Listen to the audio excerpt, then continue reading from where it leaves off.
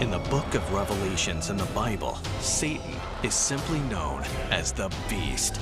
But nearly 900 years earlier, he went by a very different name, Lucifer, the angel of light, the most angelic of beings. He was the highest of the angels created, had the most authority, but then rebelled against God and took a number of angels with him. And so there's a civil war of sorts going on in the heavenly realm. And he's the head of the whole thing. Since the Middle Ages, he's been depicted as, this red beast with horns and pitchfork and hoofs and tail. There's a reason why Satan looks like he does, and one need look no further than Pan, the god of the mountain wild and Greek mythology, to see the real roots of Satan's diabolical persona.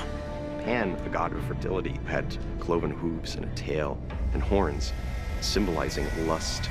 And of course, the early Christians were not fond of lust as a positive thing. So using these pagan symbols, they evolved into being projected on what would be considered something evil. There's something about the fusing of the animal and the human that is terrifying to us. It represents something that we fear might be inside of us, this animalistic side that wants to devour and kill. Pan and Satan fascinated the famous poet Dante, who took liberties with both characters and crafted the Inferno. Dante is a great example of the power of a compelling story. He creates this elaborate hell, and then, 1,000 years later, we're all taking this as kind of religious canon. And that's because it's good storytelling, and it's great detail, and it resonates with us kind of emotionally.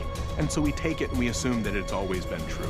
Something that would surprise a lot of Christians, never mind non-Christians, is that the term hell never appears in the Bible. Instead, what biblical translators did was use the term hell as a stand-in for other words, as a catch-all term to describe the bad place people might end up when they die. It seems to me that in some ways, we find the idea of eternal torment to be more comforting than not knowing what might happen, or even worse, the fear that afterward there might be nothing.